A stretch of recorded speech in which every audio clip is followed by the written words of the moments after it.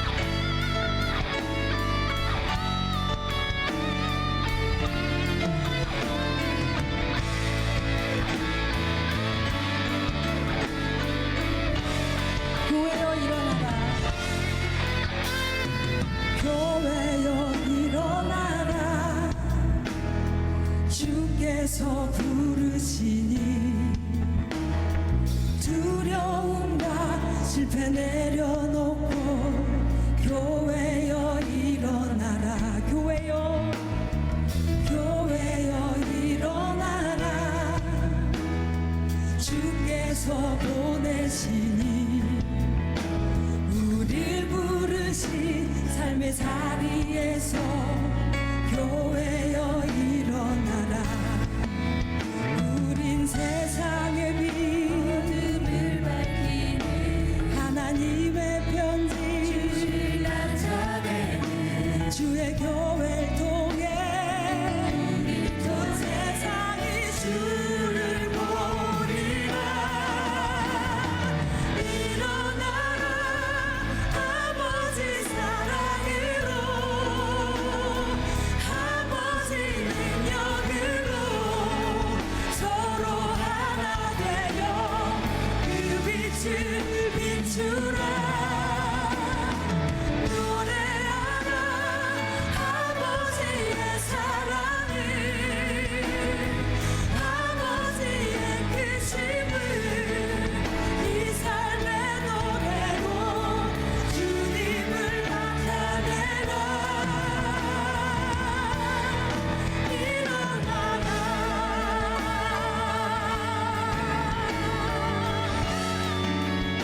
교회여 일어나라. 교회여 일어나라. 주께서 부르시니 두려움과 실패 내려놓고 교회여 일어나라. 교회여 일어나라. 교회여 일어나라. 주께서 보내시니 우릴 부르신 삶의 자리에서 교회여 일어나라. 우린 세상의 빛 하나님의 편지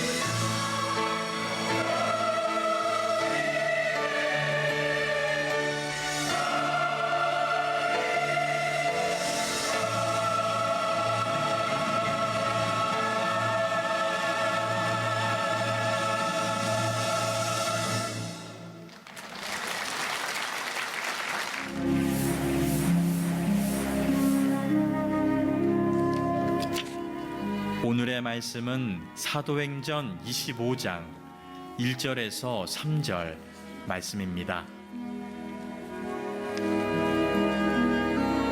베스도가 부임한 지 3일 후에 가이사랴에서 예루살렘으로 올라가니 대제사장들과 유대인 중 높은 사람들이 바울을 고소할세 베스도의 호의로 바울을 예루살렘으로 옮기기를 청하니 이는 길에 매복하였다가 그를 죽이고자 함이더라. 아멘. 한 아이가 있었습니다. 어릴 때부터 그림을 너무나 좋아하는 아이였답니다.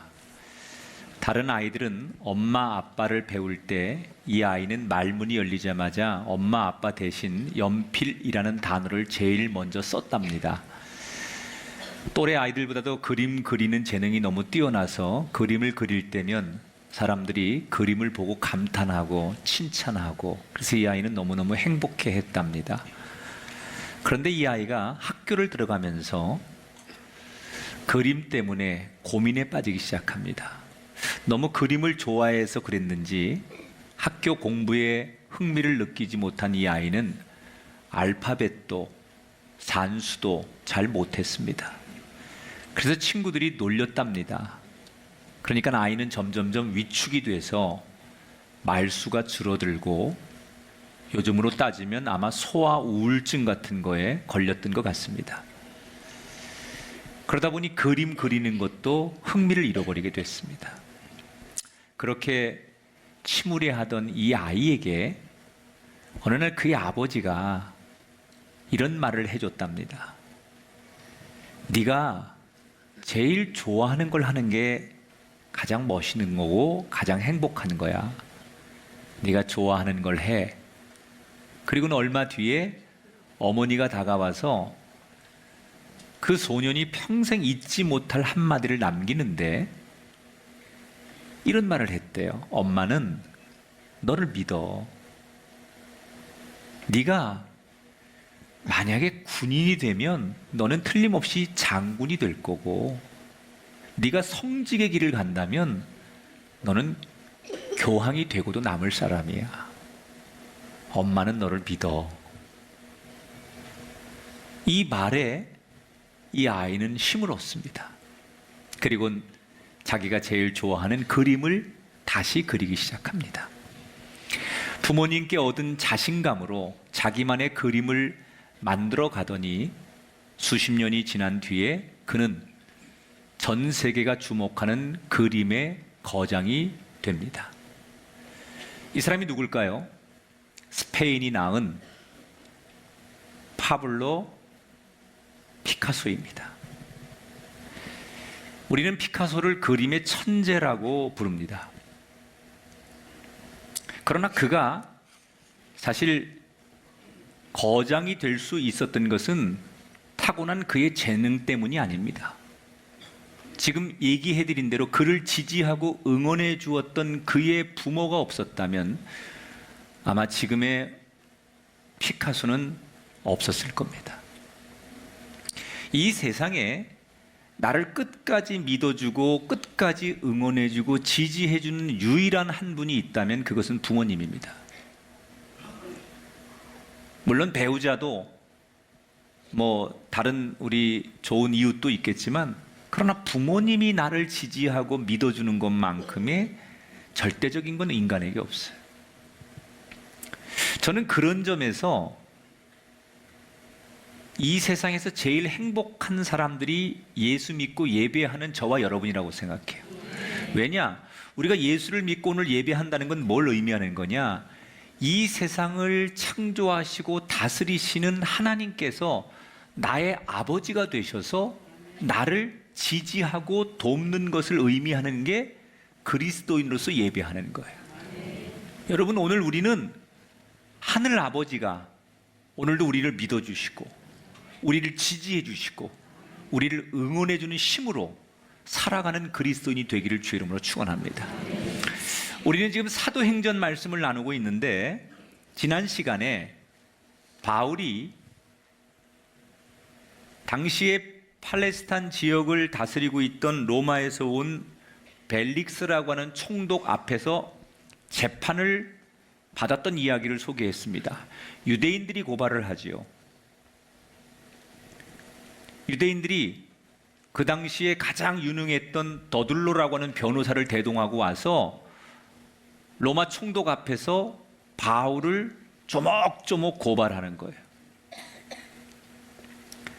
그런데 그 대단한 당대 최고의 변호사 앞에서 바울이 스스로 셀프 변론을 하죠. 아무도 도와주는 사람이 없으니까 자기 스스로 완벽한 변론을 해서 결국 그 재판에서 이기게 됩니다.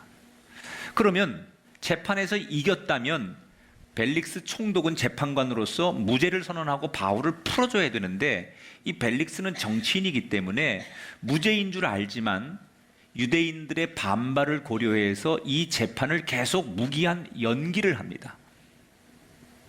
결론을 내지 못하고 계속 연장을 시켜서 연기를 하니까 시간이 지나 오늘 사도행전 25장에 보면 2년의 세월이 지난 다음에 오늘 25장의 이야기가 소개가 되는 거예요.